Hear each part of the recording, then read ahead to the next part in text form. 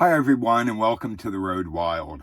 I thought today I'd talk a little bit about how I'm going to be doing my cooking on the Appalachian Trail. Now, cooking isn't absolutely necessary by any means. You can live on Pop-Tarts and a lot of cold type foods. Some would probably be more nutritious than others, but I know a lot of people that spend a lot of time and they never cook at all on the trail. Of course, there's a cold soaking method where you can take all the food that you would cook normally and just soak it in water and then eat it the next day when it has congealed into a nice gelatin type mass. Doesn't sound too appetizing to me. Never was big for cold soaking. You can also cook over an open fire, and I've done that on numerous occasions when time permits. But having enough dry wood and opportunity and time on the trail to have a decent fire at all, let alone one that you can cook on, are few and far between. It just takes too much time. So for me, I like something hot when I get done hiking all day long. I like a regular kind of supper meal, and I definitely have to have my coffee in the morning. So I require a stove.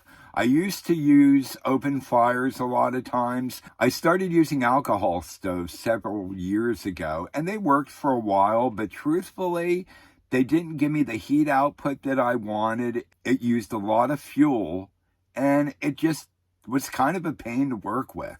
One night, a guy pulled a jet boil out of his pack, and I had never heard of the company, let alone seen one in operation, and it just floored me. I thought it was the cat's pajamas. So when I had the chance, I bought a jet boil. It was the titanium model that came out in, I think, 2012, 14, something like that. And I used that for years and years, and it never broke down. And then I ended up getting, I think, a Flash when I was going to hike in 2020, and it was way too big. And then I got a Micro-Mo, and I really liked that a lot as well. But then this came out. Now, I'm a jet boil fan. I'll admit it. If you guys like the other types of burners out there, go for it. There's so many out there, and there's so many at Walmart and on Amazon. They're all really cheap, so you don't have to spend a lot of money on your cookware if you don't want to. I got the jet boil stash. I like jet boil. This is the lightest, and the nesting system is kind of a work of art. So you just open this up, take off the lid, your fuel is attached to that, and then your stove is right in here with your little stabilizer. Sets up super easy. People complain that it doesn't operate very well in the wind. My answer to that is put something in front of it to block the wind, or go somewhere where it isn't windy. I don't think that's a real big brainer there. Anyway, I really like this a lot. It's overpriced, as all high-performing backpacking gear is. I think I paid $129 for this. I'm not sure.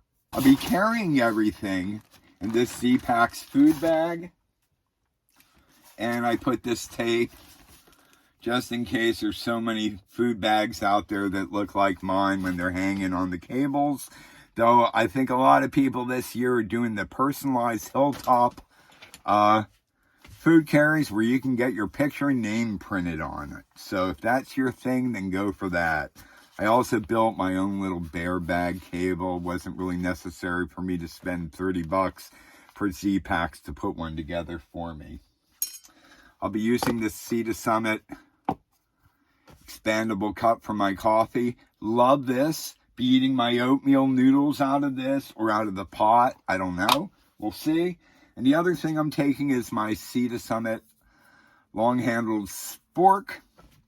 Scratches the crap out of your pot, but I don't expect either to last longer than a through hike, so I'm okay with that. So I know I'm going to be eating a lot because I'm going to be hungry, so this stuff is going to come in really handy. You got something else that you use or you prefer? Let me know in the comments.